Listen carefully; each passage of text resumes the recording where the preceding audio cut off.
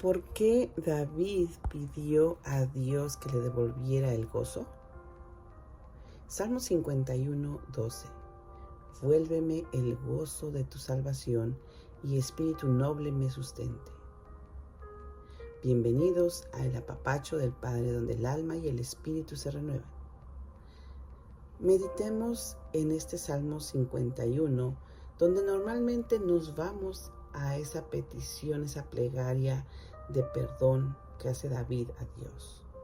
Esa plegaria, esa oración donde le dice: examíname, límpiame, lávame con hisopo.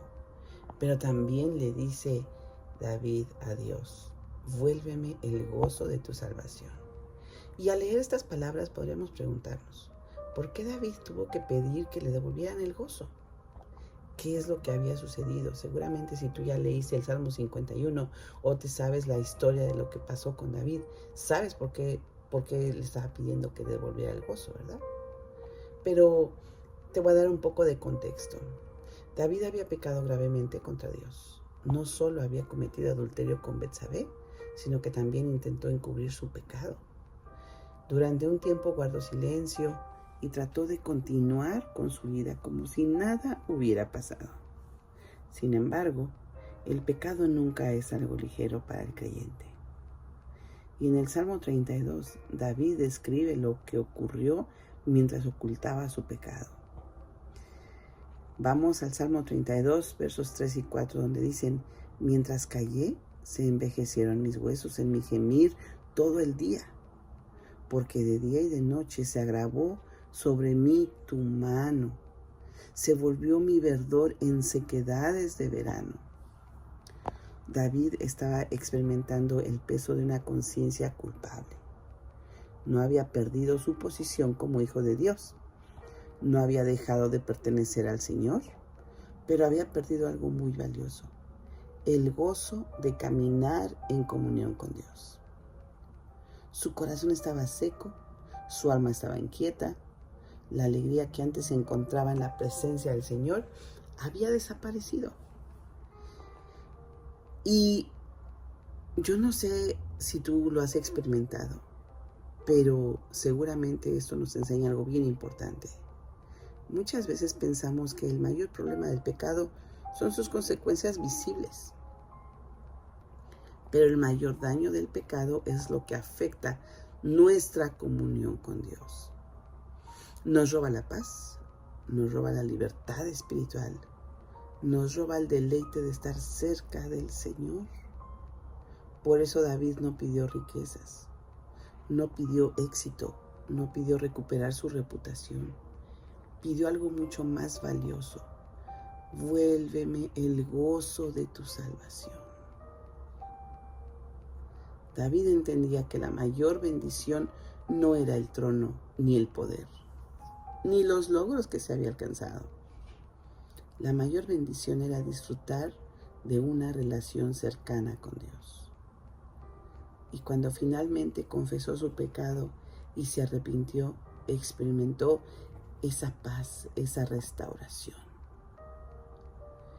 Y vamos al siguiente versículo de Salmo 51:13, porque dice: entonces enseñaré a los transgresores tus caminos, y los pecadores se convertirán a ti. Primero vino la restauración en David, le regresó el gozo, y después vino el deseo de servir y hablar de Dios. Pensamos que podemos servir a Dios ocultando nuestro pecado. Pues es que no se ve, nadie sabe si pequé o no pequé. Hay pecados ocultos, los malos pensamientos. Por eso Jesús le dijo en el Nuevo Testamento que cualquiera de vosotros que viera a una mujer, refiriéndose al varón, ¿verdad?, para pecar, para codiciarla, dijo, ya pecó en su corazón. ¿Por qué? Porque el pecado entra por los ojos, entra por los oídos, entra y se va al corazón, y después nuestra boca lo declara prácticamente. ¿Pero por qué? Porque ya está en nuestro corazón, y de la abundancia del corazón habla la boca. Hay pecados no visibles. la pornografía, la codicia, muchas veces la envidia. ¿Y qué tal la hipocresía? A veces se nota la hipocresía, pero a veces no. A veces se nota el rencor, a veces no. A veces somos tan expertas en maquillarnos que maquillamos también el pecado, ¿verdad? Pero pensamos, no pasa nada. Yo puedo, si estoy sirviendo en la iglesia, yo puedo seguir sirviendo en la iglesia con esa hipocresía, con ese rencor, con esa amargura, con esa envidia, con esa pornografía. No pasa nada, a nadie molesto. Lo que sí vemos es, mira, es bien mentiroso, más cuando se descubre, ¿verdad? Es mentiroso, adulteró, fornicó, violó, etcétera, etcétera, etcétera. Todo pecado nos quita la paz. Nos aleja de Dios muchas veces.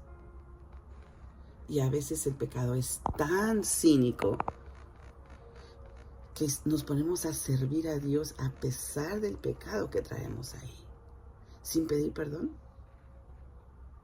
Queremos aquietar nuestra alma, ¿verdad? Antes de reconocer lo que hemos hecho. David aquí nos da un gran ejemplo. No podemos disfrutar de la presencia de Dios si hay pecado en nuestro corazón y no lo hemos confesado. Podemos ir a hablar a los demás de Dios, pero no con ese gozo, y no va a tener ese fruto. ¿Por qué? Porque el pecado obstruye. Cuando nuestra comunión con Dios es saludable, naturalmente queremos compartir de su gracia con otros. Quizás hoy estamos viviendo un pecado como el de David, o no lo estamos viviendo a ese grado, pero tal vez hemos permitido que el cansancio, las preocupaciones, la rutina o la indiferencia enfríen nuestro corazón. Quizás seguimos asistiendo a la iglesia, leyendo la Biblia, sirviendo, pero nuestro interior se está secando por algún pecado que hay ahí. La buena noticia es que el mismo Dios que restauró a David sigue restaurando a sus hijos hoy. No necesitamos fingir, no necesitamos aparentar ni escondernos. Podemos venir a Dios con honestidad y decirle, Señor, renueva mi corazón, restaura mi comunión contigo, devuélveme el gozo de tu salvación. Y Dios en su gracia y misericordia responderá a nuestro pedido. ¿Estoy disfrutando mi comunión con Dios o simplemente estoy cumpliendo con una rutina espiritual?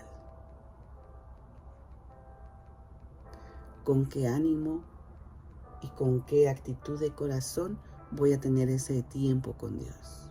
Me encuentro con Él. ¿Cómo? Señor, gracias porque eres ese Dios que restaura. Examina mi corazón y muéstrame si hay algo que está afectando mi comunión contigo. Ayúdame a vivir en arrepentimiento y a caminar cerca de ti, a encontrar nuevamente el gozo en tu presencia. Señor, toca los corazones de cada uno de los que escuchan este mensaje y que ellos puedan venir a ti, Señor, confesar, arrepentirse, Señor, y aceptar nuevamente ese gozo de la salvación que tú nos das. En el nombre de Jesús te lo pido.